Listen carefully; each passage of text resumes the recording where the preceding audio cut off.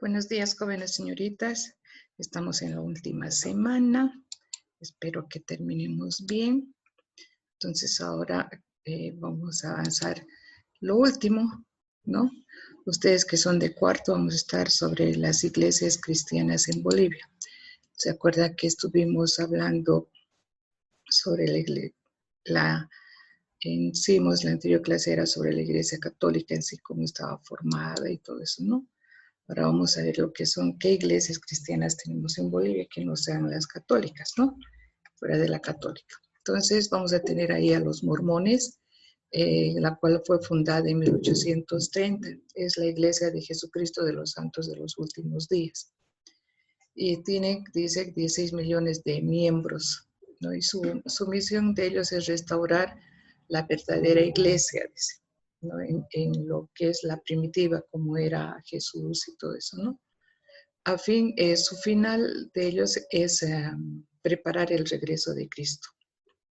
Tienen ellos el libro del Mormón, en vez de la Biblia que tenemos los cristianos católicos, tenemos la Biblia, ellos tienen el libro del Mormón, que lleva el nombre de un antiguo profeta, ¿no? Que está restaurada de la palabra de Jesús.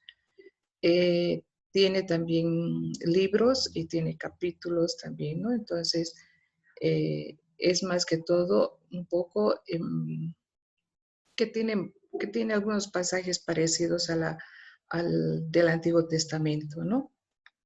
Entonces ellos se basan especialmente en eso, ¿no? Van comunicando, y aquí tenemos a varios que siempre van de dos en dos y siempre van con bien, ¿cómo se dice? Bien acompañadas de su Biblia, después con su camisita blanca siempre, y generalmente es gente que viene de afuera, ¿no? Otro grupo que tenemos que son cristianos son los testigos de Jehová, que muchos de nosotros los un poco somos no muy apegados a ellos porque vienen justamente a tu casa, te golpean la puerta, quizás estás haciendo alguna cosa y a veces te sientes mal, ¿no? Son una denominación cristiana milenaria y de restauración con creencias antitrinitarias, o sea, ellos no creen en la Santísima Trinidad, ¿no? Después se consideran a sí mismos una restitución del cristianismo primitivo, o sea, es lo mismo que igual que los mormones que quieren llegar a lo anterior. Sus creencias se basan en su propio entendimiento de la Biblia, preferentemente de su traducción del Nuevo Testamento. Ellos sí leen la Biblia, pero la interpretan según ellos ven, ¿no? Y no es, porque saben que ustedes la Biblia hay que saberla comprender y entender. Ellos también tienen su manera de comprenderla, de entenderla, y ahí tenemos que muchos de ellos siempre van de casa en casa, te van mostrándote, vendiendo sus atalayas y demás, ¿no? Entonces, son personas, los testigos de Jehová dicen basar sus creencias en la Biblia, ¿no? El libro que consideran como su fuente exclusiva de referencia. Creen en Jehová como el único Dios, el cual no es omnipresente, y se identifican como seguidores de un único líder, que es Jesús, a quien consideran hijo de Dios, pero no Dios en sí mismo, y a quien además identifican mucho, ellos le identifican a Jesús con el arcángel Miguel. O sea, para ellos no hay ese Dios Padre, Dios Hijo y Dios Espíritu Santo, sino para ellos es que Dios, el único Dios es Jehová, ¿no? Y ahí también les dije de dónde viene la palabra Jehová y la palabra Yahvé, ¿no? Entonces, en la traducción que ha ido cambiando las vocales y sale ese nombre. Entonces, para ellos, Jesús es como si fuera el arcángel Miguel, ¿no? Si bien ellos aceptan a María como madre de Jesús y de sus hermanos, pero no la veneran ni le consideran madre de Dios. Entonces ellos dicen, es la madre de Jesús, pero nada más, ¿no? Entonces se queda ahí, no hacen ninguna veneración, nada. Tenemos también la comunidad judía. Se concentra principalmente en las ciudades de La Paz, Cochabamba y Santa Cruz de la Sierra, habiendo presencia menor en otras localidades del país. O sea, como ustedes saben, los judíos, que también han sido después de la diáspora que han tenido, o sea, que se han ido por todo el mundo, entonces ellos también han llegado aquí en nuestro país y tenemos algunos, ¿no?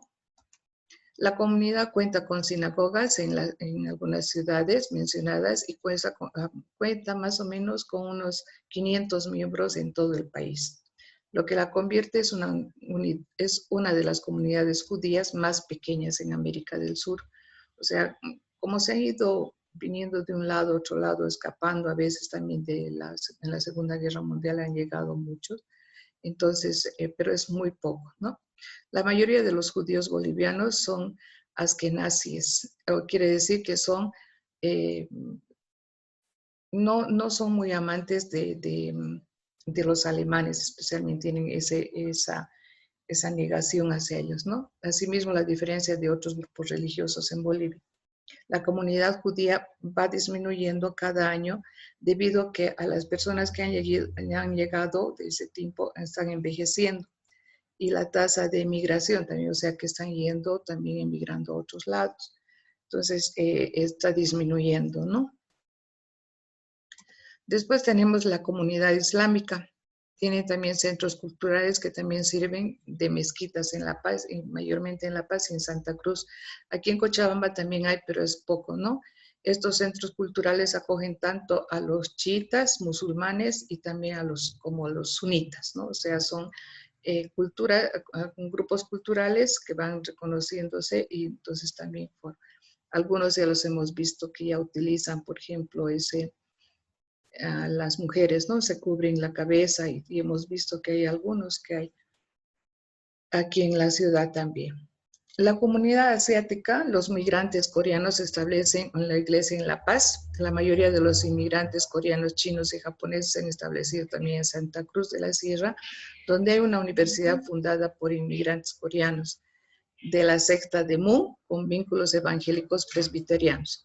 Los presbiterianos también son algo que existen en nuestra ciudad, en nuestro país, pero también son pocos, ¿no? Sin embargo, vamos a ver a lo largo de todo esto, viendo que que han existido también otras religiones cristianas, son seguidores de Cristo, ¿no? Sin embargo, aquí también en nuestro territorio, especialmente en América Latina, antes de que vengan los conquistadores o el colonialismo, como se puede decir. Entonces ellos, cuando han llegado también, se han encontrado con que pensaban de que no tenían religión, no tenían, ¿no? Pero aquí se veía que era más la espiritualidad. Y también entonces de ahí nace que esta mezcla con lo que traen ellos y lo que teníamos aquí, nace el sincretismo religioso, ¿no? El sincretismo es una forma de mezcla religiosa que surge como se produce una reinterpretación de los valores y normas asimiladas. Se valora y se ve lo recibido de otra cultura a través de su propia cultura. O sea que se recibe también, ¿no? También se interpreta lo recibido de una forma diferente para ajustarlo a otros tipos de funciones y significaciones. Entonces, quiere decir que todo lo que hemos tenido en muchos casos se han ido mezclando con las creencias religiosas que se tenía aquí, ¿no? Vamos a ver que el sincretismo nos conlleva una fusión de integración de elementos ajenos y propios que vienen a situarse en algo diferente y nuevo. O sea, se van mezclando y va surgiendo otras, ¿no? Entonces, de esa mezcla.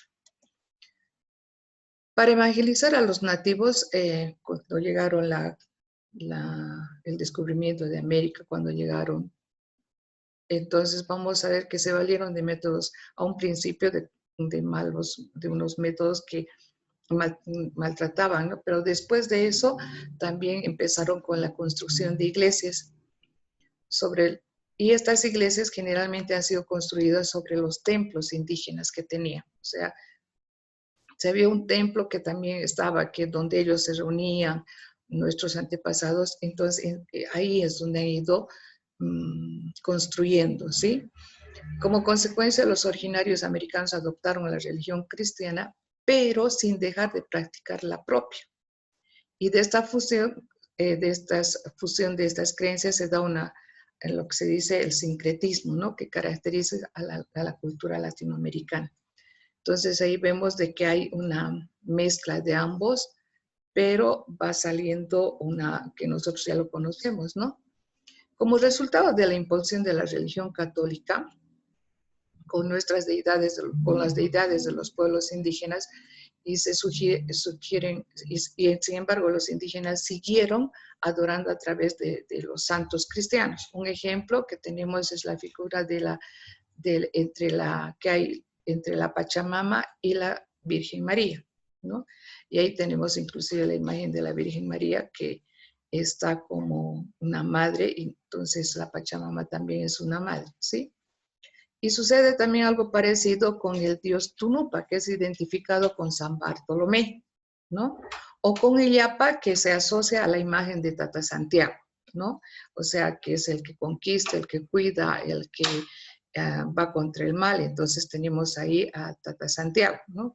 O sea, el que es el apóstol Santiago, pero que también tiene su simbología con todas las personas que tienen esta creencia en este santo, ¿no? Entonces vamos a ir viendo que siempre van relacionándose lo que es la religión que ha venido de allá con nuestras creencias o espiritualidades que se tiene acá. Hay otra que es, por ejemplo, muchos de nosotros tenemos el dios del rayo, ¿no? Que es Illapa. Sin embargo, la han relacionado con Santa Bárbara, que es la Virgen del Rayo también, ¿no? Entonces van relacionando así, y ahí entonces nuestros antepasados ni tampoco han perdido, digamos, costumbre de realizar sus celebraciones, pero también han adquirido el otro, entonces los dos se han ido mezclando, ¿no? Durante la acomodación no se produce ningún cambio en ninguna de las culturas. Se producen ajustes en el exterior que se puede producir de forma rápida, pero no supone un paso sólido. O sea, se ajustan estas cosas para que ni deseches la una ni la otra, ¿no? La acomodación de las culturas se puede entender como una toma de conciencia por parte de los individuos de cada cultura de la existencia de una cohabitación dentro de un mismo espacio vital de dos tradiciones diferentes. O sea, estas dos tradiciones diferentes se van uniendo, entonces se acomodan y las personas pues siguen con su tradición, siguen con sus creencias y también mezcladas, pero siguen adelante con su fe y esperanza. Entonces sería todo, entonces nos veríamos en la clase, ¿sí? Gracias.